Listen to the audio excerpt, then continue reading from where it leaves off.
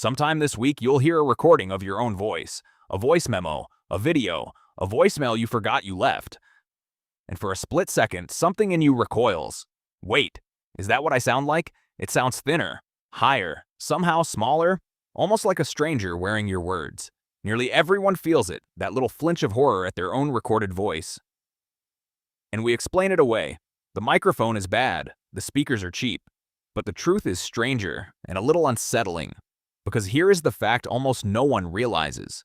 You have never actually heard your own voice. Not once. Not truly. The voice you hear in your head when you speak is not the voice the world hears. They are two different voices.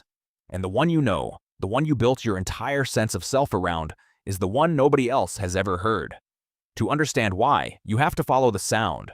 When someone else speaks, their voice reaches you one way, through the air. Sound waves leave their mouth, cross the room, enter your ear canal, and vibrate your eardrum. This is air conduction. It is the only path their voice can take to reach you, and the only version of them you will ever know. But when you speak, something extra happens.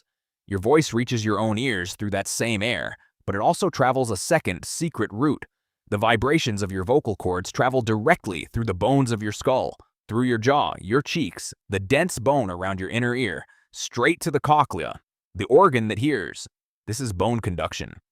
And it changes everything, because bone carries sound differently than air. Dense, solid bone is especially good at carrying low frequencies, the deep, rich, bassy part of a sound.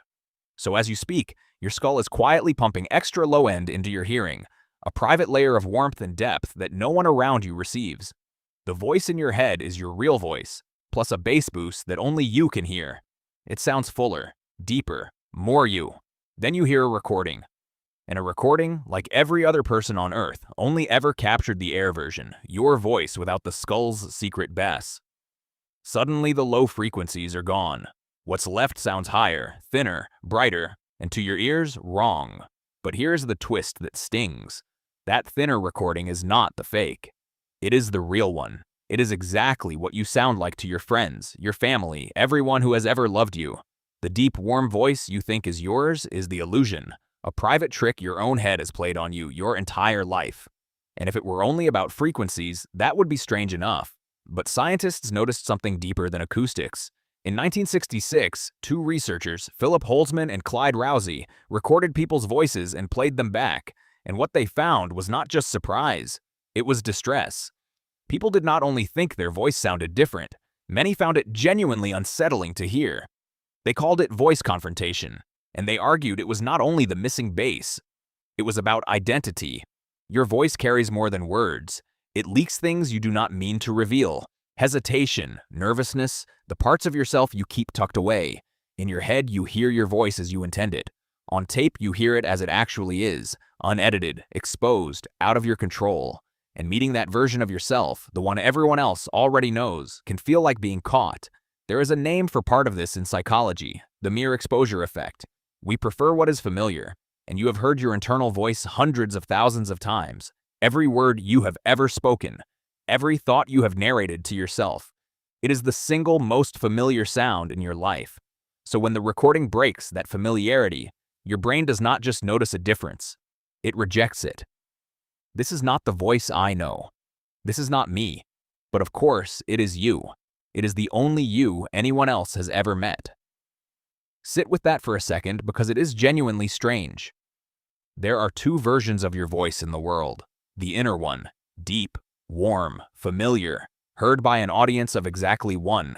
And the outer one, the real one, heard by everyone except you. Your whole life, you have been having a private conversation with a voice that does not exist outside your skull. Meanwhile, the actual instrument of your voice, the one that has carried every I love you, every apology, every joke, every word that ever landed on another person, you have barely heard at all. It is why singers wear one headphone off to hear their true, air-conducted pitch.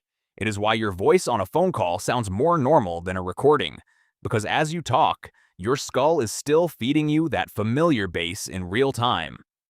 And it is why the first time most people hear themselves played back, the reaction is almost always the same. A wince and the words, "I do not sound like that." You do. You always have. And maybe there is something quietly beautiful hidden in that discomfort. Because the voice you cannot stand, the thin, exposed, unfamiliar one, is the voice that has done all the work of your life.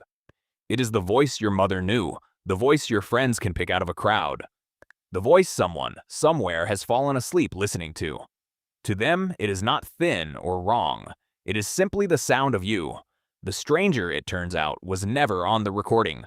The stranger is the voice in your head, the one only you can hear, the one that dies with you, unheard by the entire world.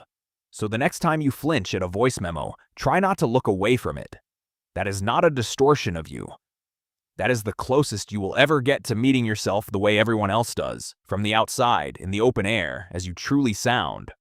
A voice you have spent a lifetime speaking with, and almost none of it listening to.